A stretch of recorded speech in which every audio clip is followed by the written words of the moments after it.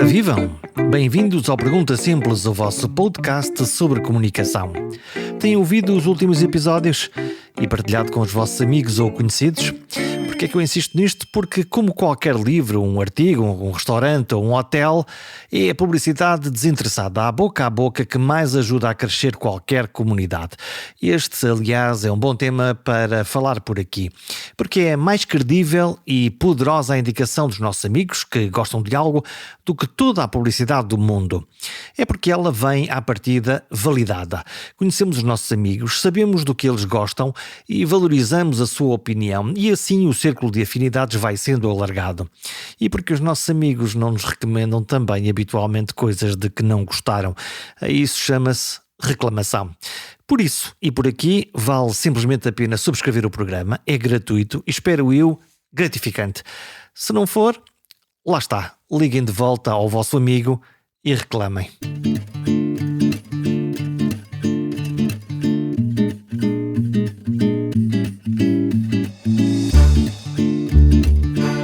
Hoje vamos falar muito do silêncio, de fazer perguntas a quem já não consegue responder de viva voz, mas dá respostas, e essas respostas são pistas para descobrir a verdade, caminhos que explicam o que aconteceu a alguém num determinado momento.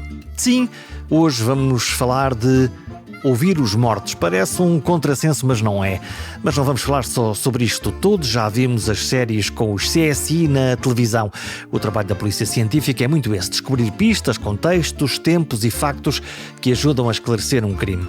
E aqui a medicina legal e forense dá uma grande ajuda. Duarte Nuno Vieira é um especialista nesta área, com um trabalho feito em meio mundo. Da autópsia mais simples, se é que há isso de autópsia simples, até à investigação mais complexa de casos de tortura algures no globo terrestre. E a minha curiosidade está em pulgas para saber como se interroga, como é que ele interroga, aqueles de quem não se pode ouvir uma palavra. Afinal, os mortos falam? É verdade, os mortos falam, pelo menos é que nós tentamos que eles nos contem a história daquilo que lhe aconteceu. Esse é, de facto, um dos grandes objetivos das autópsias médico-legais. É que aquele corpo nos conte o que lhe aconteceu. As autópsias médico-legais não visam apenas conhecer a causa da morte, isto é, saber de que é que a pessoa faleceu, o que algumas vezes até já é conhecido. Porque essa é normalmente a nossa ideia, que é porque é que esta pessoa morreu, vamos lá tentar perceber. Os médicos legistas podem ajudar. Claro que é um dos objetivos, esclarecer cabalmente qual foi a causa da morte. Mas o que nós queremos, sobretudo, é que aquele corpo nos conte as circunstâncias que envolveram a morte. Como é que tudo se passou. E, sobretudo, numa autópsia médico-legal, o que estamos a pensar é que aquele corpo nos conte se houve um eventual envolvimento de terceiros naquela morte, e tendo havido esse envolvimento de terceiros, que nos ajude também a descobrir quem foram, em que circunstâncias e com que grau de responsabilidade. Isso, portanto, no caso de um crime. Isso, portanto, no caso de um crime. Mas não apenas num caso do crime. As autópsias são fundamentais não apenas em direito penal, são fundamentais também, por exemplo, no âmbito do direito civil, num acidente de viação, para ver, por exemplo, se aquela pessoa estava a conduzir em situação ilegal, sob a influência de drogas, sob a influência de álcool. Por exemplo, a nossa lei proíbe que se conduza sob a influência de álcool ou sobre a influência de drogas. Se isso acontecer, há uma consequência na própria avaliação. Claro que há consequências do ponto de vista legal, tal como nem todas as mortes na sequência de um acidente de viação são devidas ao acidente. Também se morre de morte natural ao volante. Só a autópsia é que vai permitir perceber se eu morri porque me despistei ou se me despistei porque morri. Eu posso ter um infarto, posso ter uma ruptura de um aneurisma cerebral quando vou a 120 na autoestrada e de repente despisto porque morri naquele momento. Nós também morremos ao volante de morte natural e, portanto, nem tudo aquilo que à partida parece um acidente de viação é necessariamente um acidente de viação. Mas há acidentes de viação que são suicídios. A Suécia tem 7% das mortes rodoviárias são suicídios. Pessoas que deliberadamente vão para o volante se suicidam ao volante. Porquê? Olha, às vezes nem é com esse objetivo, mas às vezes também porque se aquilo depois sair como acidente, que a família vai receber as indenizações, os seguros, etc., quando o suicídio habitualmente está excluído das cláusulas contratuais dos seguros. Então posso perguntar-lhe, professora, no caso, por exemplo, de alguém que decide suicidar-se ao volante, eu imagino que os sinais do corpo não sejam quiçá muito diferentes do que é um acidente comum, ou consegue detectar diferenças? Não se trata apenas dos sinais do corpo. Obviamente que no corpo nós podemos encontrar algumas coisas que nos fazem pensar já nessa hipótese, nomeadamente de tentativas anteriores de suicídio e que às vezes deixam marcas, cortes nos pulsos, outros métodos e que já nos dão a ideia que havia aqui um antecedente eventualmente preocupante e que depois vão suscitar uma investigação acrescida. Mas a autópsia não é só o exame do cadáver. É preciso que as pessoas tenham a consciência que a autópsia começa no lugar onde o corpo é encontrado. A autópsia verdadeiramente é composta por diversas fases. O exame do local onde o corpo se encontra, que muitas vezes nos dá orientações fundamentais.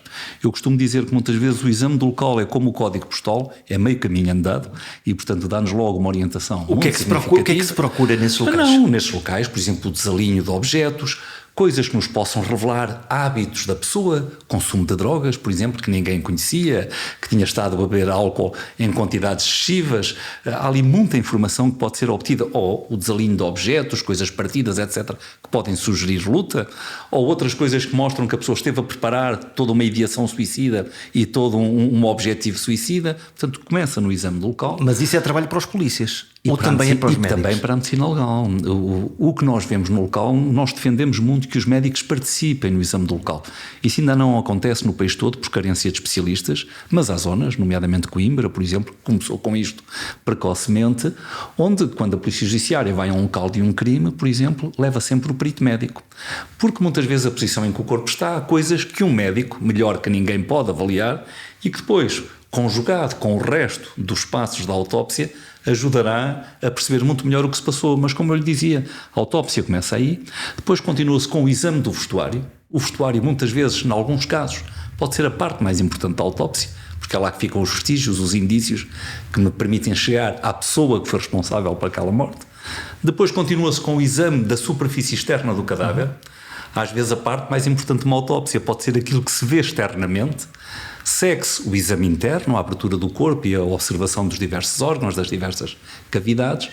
E muitas vezes nós chegamos ao fim destas primeiras fases e ainda não sabemos de que é que a pessoa morreu. E a autópsia só vai terminar no laboratório, com exames de anatomia patológica forense, que é ver os órgãos ao microscópio, com exames toxicológicos, com estudos virológicos, com estudos genéticos, com estudos da mais diversa índole. É por isso que eu fico sempre preocupado quando vejo a comunicação social dizer no fim de uma autópsia: a autópsia foi inconclusiva. É um disparate. A autópsia não é que seja inconclusiva, é só que naquele momento o perito ainda não dispõe de toda a informação que lhe permita tirar conclusões. E um perito experiente, um perito cauteloso, um perito prudente, como devem ser todos os peritos, não deve começar a emitir opiniões, nem mesmo provisórias, sem estar na posse de todos os elementos que lhe permitam concluir com segurança. Repare, há muitas causas de morte, a própria causa de morte, que não são visíveis a olho nu na autópsia. Muitos infartos não são visíveis na autópsia. Porquê? Porque eu só vejo um infarto se ele tiver algumas horas de evolução e se eu vir na zona do coração uma alteração da cor, etc., que me mostra que aquilo esteve em isquémia, que não esteve a receber oxigenação. Mas se for um infarto que a pessoa morre de repente com uma coisa realmente abrupta, eu só vou detectar isto quando vou fazer exames de amostras do coração ao microscópio e vou examinar. Um transtorno do ritmo cardíaco, uma fibrilhação, por exemplo, não deixa nada no cadáver que eu possa ver. Só depois quando eu for estudar o sistema elétrico cardíaco ao microscópio e também fazer alguns testes genéticos que me mostram que aquela pessoa tem um perfil genético que facilita as ocorrências destes problemas do ritmo cardíaco, é que eu posso chegar ao diagnóstico depois de conjugado com a negatividade de outras causas de morte. Então muitas vezes a conclusão ou não conclusão pode ser uma coisa que é: isto vai demorar o seu tempo. Claro. Mas estou a pensar, agora estava a falar da questão dos ataques de coração. Quando o caso FEER é aquele que me aparece já imediatamente na minha cabeça, que é quando um atleta morreu em campo, que é o que acontece, as primeiras conclusões ou as conclusões durante muito tempo foi: não sabemos. Claro, não sabíamos ainda, não tínhamos ainda a certeza, já tínhamos suspeitas. Depois chegou-se a conclusões seguras.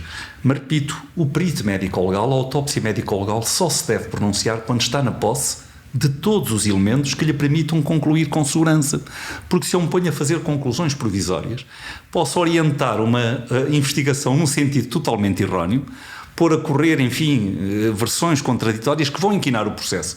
E, portanto, o perito só deve elaborar o seu relatório e só deve concluir quando de facto está na posse de tudo aquilo que lhe permita concluir com segurança. Obviamente que ele pode ir dando ao investigador criminal algumas orientações, isto vai mais nesse sentido, vai mais naquilo, mas nunca concluir taxativamente enquanto não estiver na posse de todos os elementos. Isto sem prejuízo de haver sempre um certo número de autópsias onde a conclusão vai ser mesmo de morte de causa indeterminada. Porquê? Porque nós não temos a possibilidade de chegar sempre a conclusões absolutas. Repare, se um corpo é encontrado já em fase de esqueletização, estava desaparecido há meses, e é encontrado já esqueletizado, como é que eu vou saber se ele morreu de um infarto, se morreu de uma facada no fígado, se morreu de uma ruptura de um aneurisma, se já lá estão só os ossos? É evidente que os ossos também falam. E se ele tiver falecido por uma causa de morte violenta que tenha deixado marcas no sistema ósseo, eu posso também chegar ainda a conclusões. Mas é mais difícil. Mas se foi por... Claro, o tempo que passa, dizemos nós em medicina legal, é verdade que foge. Isto é um princípio que vem de Locard, um dos pais da investigação criminal, e que dizia sempre: o tempo que passa é verdade que foge. Quanto mais tempo passa desde a morte até ao começo da investigação criminal ou até à realização de uma autópsia, obviamente que eu vou perdendo informação. E quanto mais tempo passou, mais informação seguramente eu perdi. Começam a surgir as contaminações, começa a surgir a degradação dos tecidos, o corpo começa a entrar em decomposição, a decompor-se, e obviamente tudo isto vai interferir, inclusivamente com o próprio potencial diagnóstico que nós temos. Há exames que já não é possível realizar com a mesma fidedignidade se os órgãos, por exemplo, já estiverem em decomposição. Olha, um caso elementar: a determinação de uma taxa de alcoolemia, que é porventura um dos exames toxicológicos mais frequentes nas autópsias, por razões óbvias. Acidentes de trabalho, acidentes de viação, etc. O consumo é um consumo frequente. Eu só posso fazer uma determinação de uma taxa de alcoolemia num corpo com fidedignidade para permitir a aplicação de resoluções judiciais se o corpo não estiver ainda em decomposição. Porque se o corpo já começar a apresentar alguns sinais de decomposição, isto é, se os fenómenos putrefativos já começaram a aparecer, a taxa de álcool que eu vou detectar num cadáver não é segura. Porquê? Porque as bactérias que interferem nos processos putrefativos também destroem álcoois e produzem falsos álcoois. E, portanto, eu a certa altura já não sei o que era de álcool que existia no momento da morte e o que é devido aos fenómenos putrefativos. E isto que acontece aqui acontece com muitas outras coisas. E, portanto, por isso é que nós dizemos que o tempo que passa é verdade que foge, e surgem também as contaminações.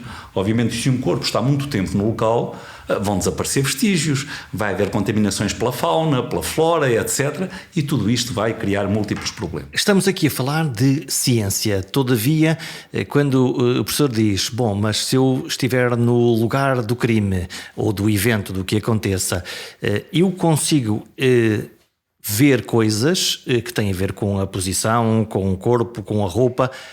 Há um nível de subjetividade também nessa análise? Ou de todo um médico legista diz: não, eu sou escravo da ciência e é pela ciência que me movo? Obviamente que estas opiniões podem às vezes ser influenciadas por alguma subjetividade e também pelo grau de conhecimentos do perito, pela sua experiência, pela sua capacidade para apreender os imponderáveis. É por isso que há investigadores, às vezes um bocadinho melhores que outros, porque têm realmente esse feeling, essa percepção. Esfarejam uma possibilidade. Agora, os peritos devem, obviamente, basear todas as suas conclusões e todo o seu processo de investigação na ciência. A ciência é fundamental. Tem que ser realmente pela ciência, sem prejuízo, repito, de haver também uma pequena parte de percepção, de feeling, que ajuda muito nestas coisas, e que algumas pessoas têm, de facto, essa capacidade de ver um bocadinho mais além. Mas tudo, repito, se deve basear na ciência, e obviamente que as conclusões devem ser sempre cientificamente fundamentadas e não em perspectivas ou em potenciais ou em crenças pessoais. A subjetividade depois temos que eliminar no momento de elaborarmos as conclusões. Serve para intuir, não para provar. Pode servir para intuir, não pode nunca servir como evidência nem para chegar a uma conclusão. Aliás, o perito tem que se caracterizar sempre pela sua objetividade, pela sua isenção, pela sua independência, e não pode nunca levar crenças individuais, pensamentos individuais, orientarem uma investigação, orientarem as conclusões de um determinado processo. Como é que isso se faz? Além da honestidade intrínseca, como é que se consegue garantir esse prumo ético, é disto que estamos a falar? Se faz precisamente através de um processo de crescimento individual, de aprendizagem individual que a pessoa vai desenvolvendo ao longo do seu período formativo. Eu estou convencido que todos os peritos, à medida que foram fazendo o seu internato em medicina legal para chegarem especialistas, foram mudando um bocadinho, ajustando a sua postura e procurando realmente corrigi-la. Aliás, eu costumava dizer, quando era presidente do Instituto Nacional de Medicina Legal e Ciências Forenses, que fui durante muitos anos, até 2013, eu costumava dizer aos jovens médicos que entravam para a especialidade que o primeiro passo, porque eles iam começar a ir ao local, e obviamente que um jovem médico, quando vem entusiasmado ainda por cima com as séries de CSI, gosta sempre de mostrar um bocadinho de conhecimento, de mandar uns palpites para quem está ali a assistir e de mostrar que já sabe alguma coisa. E eu dizia-lhes sempre que a postura inicial para quem chega a um exame do local e quem está a começar é olhos bem abertos, ouvidos bem abertos, mas boca fechada e mãos nos bolsos, que é para não estragarem nada e, portanto, não começarem realmente a querer mostrar conhecimento, a mandarem, enfim, algumas hipóteses cá para fora, porque depois poderiam arrepender-se muito dessa circunstância. E depois esse caminho vai-se fazendo por aprendizagem, aprendendo com os erros, vendo realmente aquilo que às vezes sucede, e todos eles fazem esse caminho. Se me disser que eu posso garantir que todos atuam sempre com total isenção, independência, etc., eu espero que sim, mas obviamente nós somos seres humanos e falhas acontecem em todas as áreas, em todas as profissões, em todas as especialidades, e seguramente que também um ou outro perito já tem falhado no momento de exercer a sua ação. Já nos contou que os mortos falam. Fala com eles, que perguntas lhes faz? Isto é um diálogo ou não? Ou é simplesmente um conjunto de atos e de procedimentos que chegam a um determinado fim? Ou se é um diálogo silencioso, naturalmente que à medida que o procedimento de investigação vai decorrendo, à medida que a autópsia vai decorrendo, nós vamos interpretando aquilo que vamos vendo a cada momento, e esse corpo está-nos a dar respostas e está-nos a dar: vai agora por aqui, agora procura aquilo, porque aquilo que ele nos vai mostrando vai-nos dando a indicação para o caminho a seguir. Aqui é que eu devo estar mais atento, o que é que eu devo fazer a seguir. A autópsia, que repito, começa no exame do local, é a partir daí que nós começamos a receber orientações sobre o que vamos fazer a seguir e que caminho devemos seguir. Portanto, aquele corpo está sempre a falar connosco. Obviamente que se eu num exame do local suspeito que aquele indivíduo pode ter sido, por exemplo, estrangulado e encontro sugestões nesse sentido, isso, por exemplo, já me vai influenciar os passos seguintes. A técnica da autópsia, num caso em que eu suspeito de estrangulamento, não é a mesma técnica da autópsia que eu vou seguir numa morte por overdose ou num acidente de viação banal. Portanto, também não há um pantagruel, não há uma coisa que se faz para... Há guidelines que nos dão as orientações para as metodologias, para os procedimentos e para aquilo que deve ser feito em função do que se vai descobrindo e do que se vai vendo em cada passo da autópsia. Para isso nós temos guidelines internacionais que nos dizem precisamente quais são os procedimentos, quais são as metodologias, quais são as técnicas a executar em função do que se vai vendo em cada passo. Então, se das perguntas que faz encontra um corpo especialmente mudo que nada lhe diz... Às vezes acontece, lá chegamos nós às tais mortes de causa indeterminada. Como é que gera essa frustração? Isto é uma frustração? Nossa, não é frustração, é ciência, é o que é. Repare, nós não chegamos sempre a conclusões em tudo na vida. Há casos onde não conseguimos chegar de facto a uma certeza absoluta. E esse faz parte, é uma das situações da nossa área profissional. O que me preocuparia são aqueles peritos médicos que às vezes dizem: fiz 10.000 autópsias e nunca tive uma morte de causa indeterminada. Fez 10.000 disparados, seguramente, porque fazer 10.000 autópsias e nunca ter uma morte de causa indeterminada, primeiro, é difícil que um perito, enfim, perca tempo também a trabalhar, a estudar, etc., e a manter a sua atualização contínua ao longo da vida, consiga fazer 10.000 autópsias. Pode eventualmente assinar 10.000 relatórios ou olhar para 10.000 cadáveres, mas não faz 10.000 autópsias. Eu fico, aliás, muito preocupado quando vejo pessoas afirmarem que na sua vida profissional fizeram esses milhares, porque não é possível fazê-lo com qualidade. E, sobretudo, fico mais preocupado ainda quando me dizem que nunca tiveram mortes de causa indeterminada. Repare, todos os grandes centros mundiais têm 5 a 10% de mortes de causa indeterminada. Mas, quanto mais qualificado, quanto mais exigente é o centro, maior o número de mortes de causa indeterminada. É uma marca de qualidade? É uma marca de qualidade. Porque não se facilita, só se conclui quando se tem elementos que permitem concluir com total segurança e com total objetividade. E por isso eu digo sempre aos alunos de Direito que estudam Medicina Legal que nunca se escandalizem quando tiverem peritos que concluem: eu não sei, eu não consigo saber. Preocupa-se é quando têm peritos que mais tarde vem dizer eu não sabia e afinal adiantei qualquer coisa, não é? Isso é que é preocupante, porque o perito honesto, correto, quando não sabe só tem um caminho, é dizer que não sabe, porque inventar ou por apenas uma probabilidade pode levar a decisões judiciais com grandes implicações para aqueles que venham a ser responsabilizados e apenas com base numa mera conjetura, não é? E por isso, provavelmente, a divisa do professor, insistir, resistir e nunca desistir.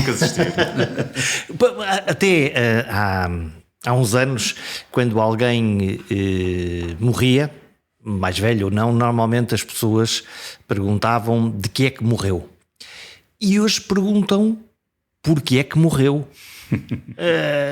Que é uma pergunta mais difícil, não é? Repara, a morte... É a pergunta errada ou nós estamos a fazer a pergunta certa? Nós começamos a ter uma perspectiva de longevidade que não existia no passado. Quer dizer, no passado a morte era mais aceita, as pessoas sabiam que havia um tempo limite, mas hoje a esperança de vida tem vindo a aumentar espetacularmente. Repara, a esperança de vida que nós temos hoje não se compara com as pessoas que nasciam nesta mesma altura no século passado. Mas mais curioso ainda, as crianças que estão a nascer agora, se mantiver este crescimento da esperança de vida que nós temos vindo a registar, vão ter uma expectativa de vida de 120 anos, que é uma coisa notável, que nós talvez ainda não nos tenhamos apercebido. Mas os bebés que estão a nascer agora, se mantiver o mesmo ritmo de evolução da ciência, e a afirmação não é minha, é da Organização Mundial de Saúde, vão ter uma esperança de vida de 120 anos. Portanto, realmente a esperança de vida tem-se vindo a alongar e nós convivemos cada vez pior com a morte. Aliás, tudo isto terá todas as implicações que nós sabemos do ponto de vista social, porque provavelmente vamos ter que alterar idades de reforma, porque o sistema não deixa de ser sustentável. E o nosso cérebro, aparentemente, não está muito preparado para viver 120 anos, não é? Não, o cérebro até pode estar. O problema é que depois, às vezes, o físico todo não acompanha o corpo. E sendo certo também que, obviamente, isto tem levado hoje, às vezes as pessoas pensam que há um maior número de situações de demência, de doenças como o Alzheimer, etc. O problema é que elas antigamente não tinham tempo de se manifestarem, porque as pessoas morriam muito mais cedo e são doenças que, na maior parte dos casos, se manifestam tardiamente em fases avançadas da vida. E hoje há muito esse convencimento que são patologias que não cresceram. Hoje é mais potencial para elas se evidenciarem, porque aumentou a longevidade e aumentaram as faixas etárias onde estas doenças habitualmente se manifestam. Mas também esperemos que a qualidade de vida vá melhorando. Já melhorou muito. Hoje teve 75 anos. Uma pessoa de 75 anos hoje é quase um jovem, a maior parte deles, tirando situações excepcionais, mas uma pessoa com 75 anos, conhecemos muitos, nomeadamente no campo da política, estão em belíssimas condições, a começar pelo nosso Presidente da República, que está com 70 e tal anos e está em magnífica forma. Portanto, hoje essas idades já não têm o impacto nem o significado que tinham no passado. Mas obviamente que isto depois leva a que as pessoas convivam mal com a morte, e sobretudo quando a morte acontece precocemente. Porque hoje morrer aos 50 anos já não é expectável. Morrer aos 60 anos já não é expectável. E as pessoas reagem negativamente quando há mortes nestas faixas etárias, tal como reagimos sempre negativamente quando há uma morte de uma criança, que é um fenómeno absolutamente contra a natura. E que depois tem um impacto social. E que depois tem impactos sociais muito significativos, como é óbvio. Ficamos todos surpreendidos e chocados com uma criança que morreu recentemente no Hospital de Santa Maria. Não sabemos o nome dessa criança, felizmente digo eu, e este caso salta-me à vista duas coisas. Primeiro, a ideia de a criança tinha Covid, primeiro, tinha sido vacinada, não tinha, esta noção de causa e efeito muito rápida. Repare, esse caso teve algum impacto porque se tratava de uma criança que tinha sido vacinada num passado recente e obviamente que isto leva logo a especulações. E as crianças não morrem, não é? Quer dizer, a segunda parte. Primeiro, naturalmente que a morte de uma criança, como eu dizia há pouco, é sempre algo que causa sempre alguma comoção social e que deve suscitar sempre uma preocupação social. Eu costumo dizer que a morte de uma criança deve ser sempre um sinal de alerta, para vermos o que é que aconteceu, o que é que falhou e para vermos, eventualmente, se não poderá haver outras crianças submetidas ao mesmo risco e que deve ser investigado. Há países, como sabe... De uma forma preventiva. Numa forma preventiva. Há países onde as mortes de qualquer criança, até determinadas faixas etárias, são objeto sempre de uma investigação profunda. Em Inglaterra, por exemplo, depois do relatório Kennedy, todas as mortes de crianças são investigadas por comissões multidisciplinares, mesmo que não haja nada de suspeito. Só para que se tenha a certeza de que não houve mesmo nada de suspeito e se houve alguma coisa que falhou no sistema, em termos de cuidados, em termos de prevenção, em termos de vacinação, em termos de assistência, em termos de vigilância, para evitar que outra criança possa passar pelo mesmo. Que é algo a muito ciência positivo, ao serviço da evolução social. Que infelizmente nós ainda não temos entre nós. Isto não é feito em nenhuma perspectiva de investigação criminal, mas apenas de perceber verdadeiramente o que é que se passou, precisamente porque a morte de uma criança é algo de contra a natura. A morte dessa criança suscitou todo este alarme social e toda esta agitação, precisamente porque surgiu no contexto de um procedimento vacinal ocorrido uns dias antes. E obviamente estamos ainda numa fase onde se especula sobre tudo. Eu não sei qual foi o resultado da autópsia, mas obviamente, ao que parece, e segundo aquilo que vai decorrendo, poderá não ter tido nada a ver, porque as crianças também morrem. Apesar de tudo, criou-se uma percepção pública, não é? Embora não sendo algo despectável, mas também há mortes naturais em crianças e há mortes acidentais, como é óbvio. Para se conseguir fazer esta ligação entre causa e efeito, imagino que a primeira regra seja que a causa ocorra primeiro que o efeito, mas não ficamos aqui, não é? Pois não, vai ter que se estabelecer mais... um nexo de causalidade e vão ter que se analisar uma série de parâmetros. Aliás, se viesse a ser estabelecida uma relação entre uma coisa e outra, não poderia ser apenas com base num caso. Este seria um primeiro elemento, mas depois seria com base na experiência, com base na análise de muitos outros casos, e obviamente têm falecido muitas crianças a nível internacional na sequência de contextos vacinais.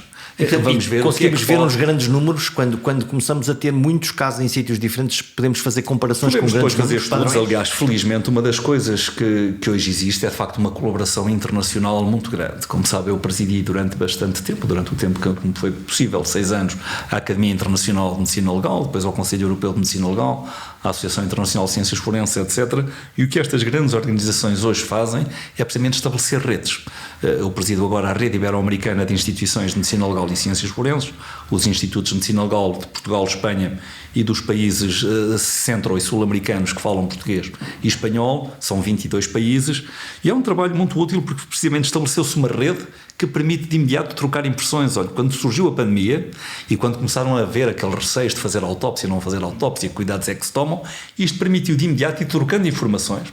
Por também os peritos, fiz hoje a autópsia de um caso, o que observei em termos de patologia foi isto, aquilo, etc. Procurem por acolá, e essa tem sido extraordinariamente útil e tem permitido um aumento do conhecimento científico em termos da fisiopatologia, das lesões que a Covid-19 pode causar. As autópsias médico-legais, por exemplo, aqui deram uma ajuda e uma contribuição absolutamente fundamental. Viu-se o quê, professor? No conhecimento daquilo que a doença pode causar em termos de lesões pulmonares, de lesões renais, de lesões cardíacas, etc. Coisas que ninguém imaginava ou sabia. Se nós não formos lá dentro, não vamos saber verdadeiramente o que é que se passou. Obviamente podemos fazer biópsias, etc. Mas a autópsia continua a ter uma enorme utilidade, porque de facto permite-nos ver completamente quais são as alterações que um determinado processo mórbido, que uma determinada doença provoca nos diversos órgãos e tecidos. E nós precisamos de conhecer quais são essas alterações para sabermos também como é que as vamos combater ou como é que as vamos prevenir. Então, e o risco? É uma coisa em que pensa? Naturalmente que o risco no início, por exemplo, pegando agora novamente no caso Covid, no princípio o risco levou a alguns cuidados excepcionais, mas nós hoje já estamos com um conhecimento científico suficiente para que os peritos possam realizar as autópsias com total tranquilidade e acautelando perfeitamente a sua integridade, a integridade da saúde. Repare, no princípio, quando surgiu a pandemia, o número de autópsias médico-legais baixou brutalmente a nível mundial. Foi uma situação muito preocupante. Em Milão, por exemplo, porque havia riscos e as pessoas não sabiam e passou-se a dispensar autópsias, claro. Passou-se a dispensar autópsias em casos onde anteriormente se fariam, seguramente, obviamente, mantendo-as para aqueles casos mais problemáticos, homicídios, por aí fora. Mas passou-se a dispensar autópsias com uma facilidade um bocadinho maior. Mas esse caminho já foi invertido e já se regressou à total normalidade. Eu também compreendo que se assim se tenha feito no princípio, quando há desconhecimento, quando não sabíamos como é que o vírus se transmitia, quais eram os riscos. Obviamente que interessa mais proteger a saúde dos concidadãos do que, à conta de querer esclarecer a justiça, criar riscos para outros que estavam a colaborar nessa vertente. Mas agora já temos conhecimento suficiente da doença para saber os cuidados a termos, os cuidados a seguir e, portanto, hoje já tudo regressou a uma total normalidade em termos de execução de autópsia. No âmbito da ação e do trabalho do professor, mesmo a nível internacional, uma das áreas que estudou e que deu voz pública estava muito ligada à questão da tortura. que nós imaginamos sempre, até que fomos surpreendidos há uns tempos, que é uma coisa lá longe, num país africano, na América do Sul, um sítio qualquer, estou obviamente a generalizar, e subitamente acontece-nos em Portugal, acontece com um cidadão que no aeroporto morre.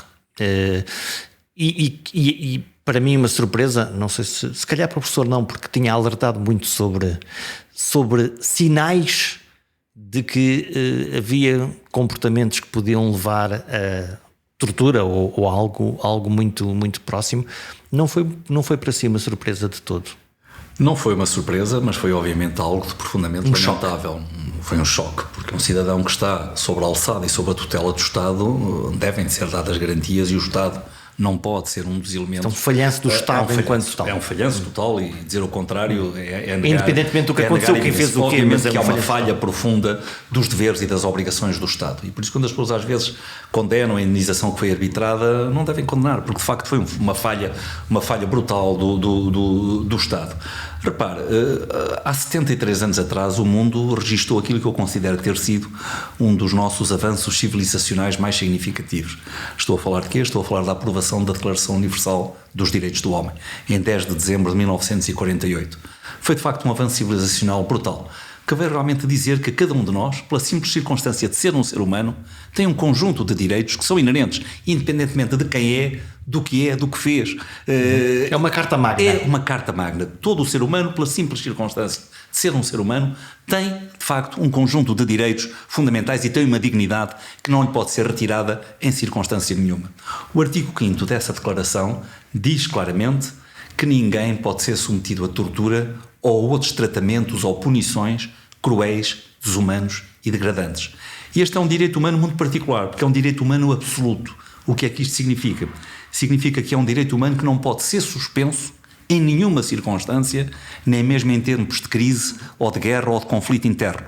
Como todos nós sabemos, há direitos humanos que podem ser suspensos temporariamente. O direito à liberdade, sim, como por exemplo, que é um direito fundamental, quem viola a lei e é submetido a um julgamento justo, imparcial, etc. Obviamente que esse direito pode ser retirado durante um tempo, porque a pessoa violou a lei. Mas o direito a não ser torturado e a não ser submetido a tratamentos e punições cruéis, desumanos e degradantes é um direito absoluto, que não pode ser suspenso em nenhuma circunstância. A verdade é que 73 anos depois da aprovação desta declaração, nesta terceira década do século XXI, nós continuamos a ver práticas pontuais ou sistemáticas de tortura em muitos países do mundo.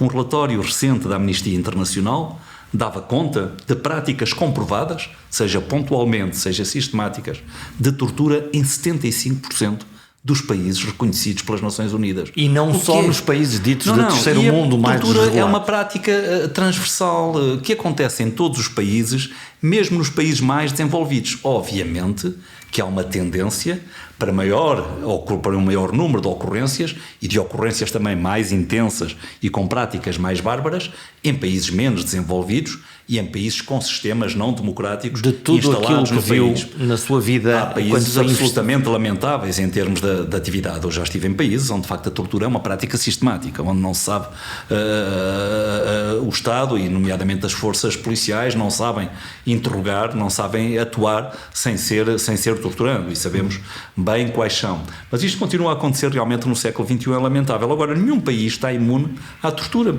até porque estas coisas, enfim, a justiça é aplicada por pessoas, e as pessoas também têm os seus dias e nem todos nós somos iguais, e há seres humanos que falham e às vezes falham também num determinado dia. O fundamental é que quando um Estado tem uma queixa, uma alegação ou vê que alguma coisa não está bem, que faça alguma coisa. Tem que investigar e ver o que é que está a passar. Que proíba a tortura e estas práticas na sua legislação nacional, que as criminalize, que investigue e que sancione e proponha uma reparação às vítimas deste tipo de atos. E, portanto, isso é que não pode acontecer. Nunca aconteceu no CEF. Nós tínhamos feito uma investigação no âmbito de um centro de prevenção da tortura que existe no Centro Hospitalar Universitário de Coimbra, cujo Conselho Científico eu presido. Um dos projetos de investigação que nós tínhamos na altura era uma avaliação do que estava a acontecer nos centros de acolhimento de migrantes clandestinos. Como é que isso se avalia? E tínhamos uma equipe de psicólogos que começou a ir a cada um dos centros para fazer uma investigação e a falar com os detidos, também para ver a percepção que eles tinham dos seus direitos, dos seus deveres, por aí fora. E o primeiro centro que visitaram foi um centro no Norte, no Porto, e logo na primeira visita detectámos situações muito preocupantes. E eu chamei então a atenção do diretor, na altura, do CEF, e recebi uma resposta violentíssima, dizendo que estava a inventar, que nada disso acontecia, quer dizer, em vez de se preocupar para ir investigar, e eu fiz aquilo numa tentativa de, enfim, de lhe mostrar e de lhe chamar a atenção para algo que poderia não estar a correr bem, sem fazer afirmações, porque tínhamos apenas sugestões. E a resposta que tive foi, de facto, de meter aquilo debaixo do tapete, de dizer que ali nada acontecia e proibir até que a investigação continuasse. Aliás, esse projeto de investigação parou ali de imediato, logo na primeira visita, porque fomos proibidos de continuar porque estávamos a inventar coisas. Quando depois viemos a ver o que vimos e provavelmente se têm sido tomadas medidas a tempo, havia aqui uma morte que se poderia ter evitado. Quer dizer que a perspectiva deste caso ou de outros são sintomas e não necessariamente um acidente que aconteceu num momento... Olha, desde logo são um sinal de que nem sempre as pessoas que estão à frente das instituições têm também a percepção do que são os direitos humanos, do que devem fazer e do que podem fazer nesses lugares para proteger e promover a dignidade da pessoa humana. Como é que se previne isto? Previne-se desde logo dando formação. A formação, o conhecimento é fundamental. Hoje, felizmente, a maior parte dos agentes das diversas forças policiais, eu estou plenamente convicto, são respeitadores dos direitos humanos, são pessoas que se preocupam, de facto, com esses direitos, mas agora há falhas e, portanto, é preciso estar sempre atento e é preciso nunca descurar essa vigilância e essa atenção permanente. É por isso que nós hoje temos mecanismos fundamentais e que têm feito um trabalho muito relevante, sei lá, por exemplo, no âmbito da Provedoria de Justiça, funciona um mecanismo nacional de prevenção da tortura, que está sob a tutela da senhora Provedora e que tem feito um trabalho muito relevante, precisamente tentando monitorizar o que vai acontecer. É um radar. É um radar. É por isso também que as visitas aleatórias, isto é, não anunciadas, a centros de privação de liberdade, a qualquer centro de privação de liberdade, prisões, esquadras de polícia onde um cidadão pode estar detido durante umas horas, instituições tutelares de menores, instituições psiquiátricas onde há internamento compulsivo, todas essas visitas aleatórias e não anunciadas são fundamentais precisamente para termos a certeza de que as coisas estão a ser verdadeiramente respeitadas e que a dignidade da pessoa humana e das pessoas que ali estão está a ser respeitada e assegurada. Não querendo comparar o incomparável, porque não tem comparação, a minha sensação quando me mandam parar na estrada, numa operação policial, é intimidante. Aquilo intimida-me, é aquele diálogo entre o cidadão autoridade e o cidadão que obviamente parou, não é propriamente um diálogo que me deixe muito confortável. Isso depende do diálogo e depende seguramente do agente policial e depende também de nós próprios. Nós ainda vivemos muitas reminiscências do passado, onde de facto o contacto com a autoridade era sempre algo... Até a teatralidade era sempre da algo coisa. Um bocadinho intimidante. É também aquilo que acontece ainda hoje um bocadinho nos tribunais, quando entramos há sempre um peso da instituição, da formalidade, não é?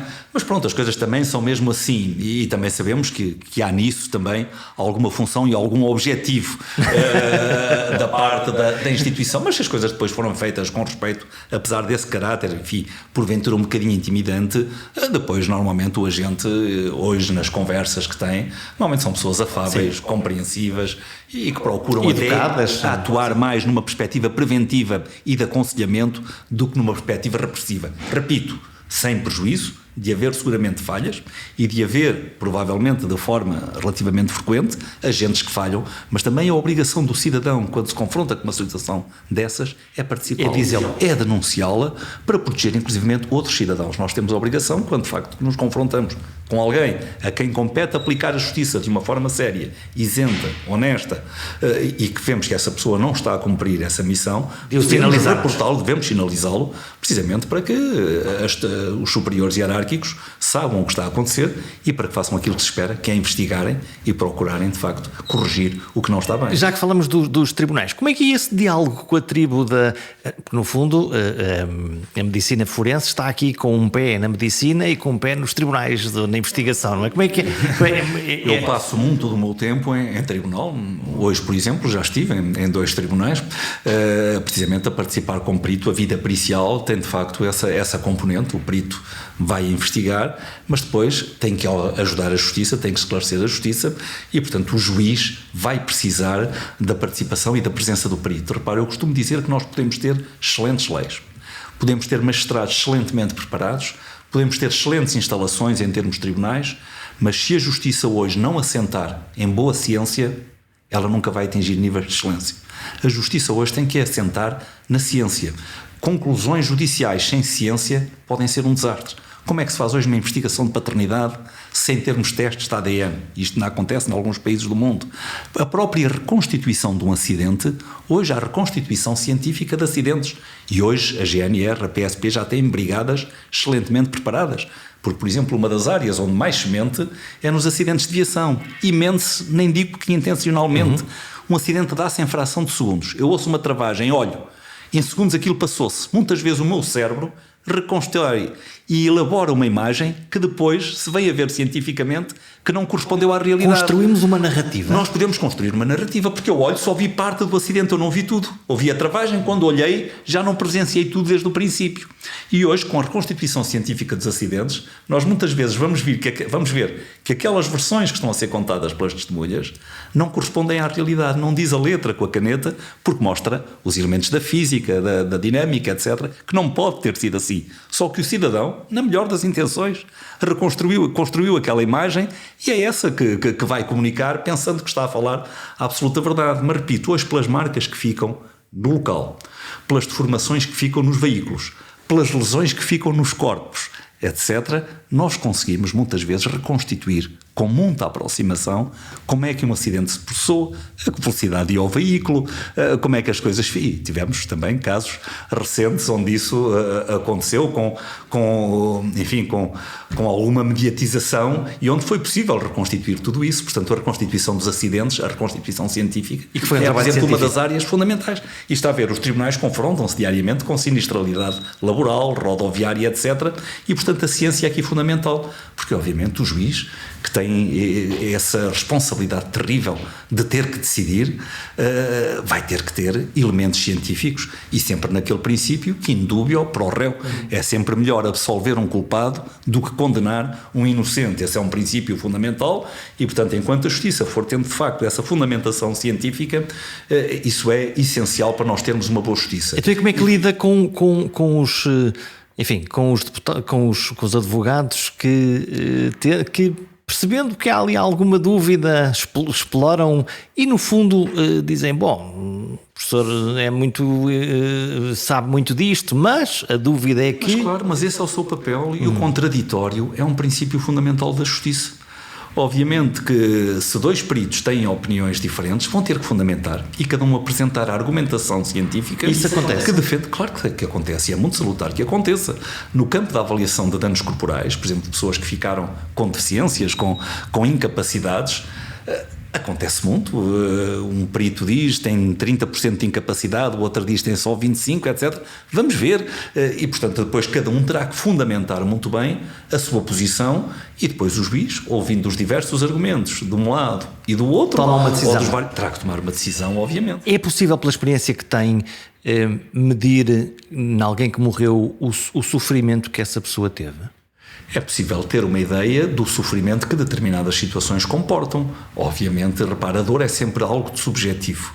A dor tem uma componente subjetiva enorme. Naturalmente, cada um de nós pode vivenciar a mesma dor de forma diferente consoante o momento em que a atravessa. Se eu não tiver nada em que pensar, uma dor de dentes pode dar cabo de mim. Se eu estiver preocupado com uma doença grave de um filho ou de um pai, a dor de dentes pode estar lá e eu nem dou conta dela. Portanto, cada um de nós vivencia o mesmo estímulo doloroso de formas diferentes consoante o momento em que o experiencia. Mas duas pessoas diferentes vão vivenciar a mesma dor também de forma necessariamente diferente. Portanto, a dor tem muito subjetivo. Mas a dor, se tem muito de subjetivo, tem também uma enorme componente objetiva, que um médico, melhor que ninguém, está preparado para avaliar. Há lesões, pela sua natureza, pela sua localização, pela sua profundidade, pela sua extensão, são necessariamente dolorosas em qualquer mortal, seja jovem, seja adulto, seja idoso. Uma queimadura de 3º grau, senhor doutor, todo médico sabe que uma queimadura de 3º grau é necessariamente dolorosa, e tanto mais dolorosa consoante a sua extensão, consoante a zona do corpo onde se localiza, se é uma zona que movimentamos e que está sempre a doer mais, enfim, há muitos parâmetros objetivos em termos da natureza das lesões, do tipo de tratamentos que essas lesões implicaram, das complicações que surgiram, infectou, teve que ser operado uma vez, 2 vezes, 3 vezes, 4 vezes, todas estas coisas são parâmetros objetivos da dor. Mas mais, se nós estivermos a avaliar dor no indivíduo vivo, Hoje a medicina pericial também possui instrumentos. Há escalas, não é? Há escalas, há outras regras que nós temos, não vamos agora estar aqui a falar disso, mas que permitem a um perito treinado, conhecedor, experiente, penetrar também um bocadinho nessa componente subjetiva da dor. O que é de facto extraordinário saber-se. Nós estamos praticamente a fechar. Estamos todos num ambiente profundamente mediático. De resto, há muitos podcasts sobre crimes.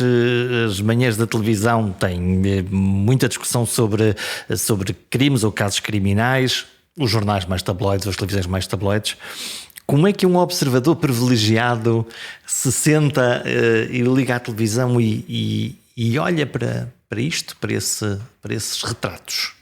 Não sei, eu compreendo a missão da comunicação social, que acho que cumpre uma missão que é nobre, que é fundamental, nomeadamente para alertar e para trazer ao conhecimento público as coisas que vão acontecendo.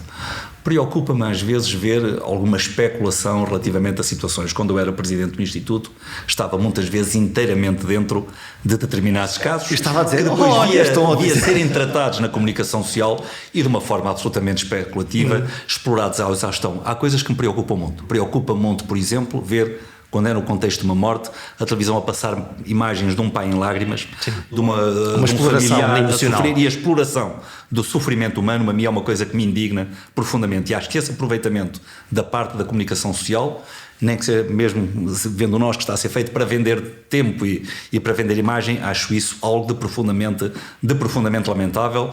E acho que era algo que não devia acontecer. Portanto, esse tipo de aproveitamentos choca-me. Que a comunicação social, obviamente, vá noticiando e vá dando conta, acho que é uma das suas funções.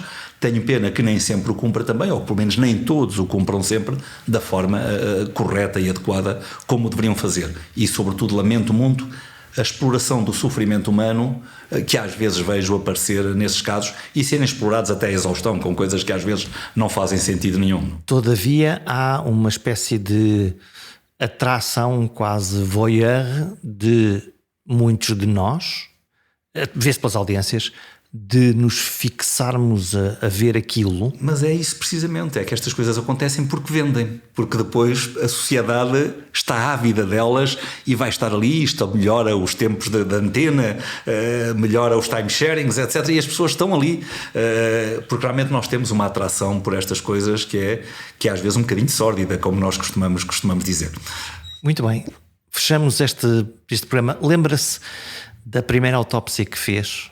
Lembro-me perfeitamente, era estudante de medicina, a primeira autópsia que assisti é algo que marca para sempre um profissional de saúde e, portanto, eu assisti a uma autópsia, a primeira autópsia que assisti foi enquanto estudante de medicina e lembro-me perfeitamente, ficou para sempre, tal como me lembro de muitas autópsias em que fiz na vida, daqueles casos mais marcantes. E que lhe ficam na memória. E que ficam na memória, obviamente que sim.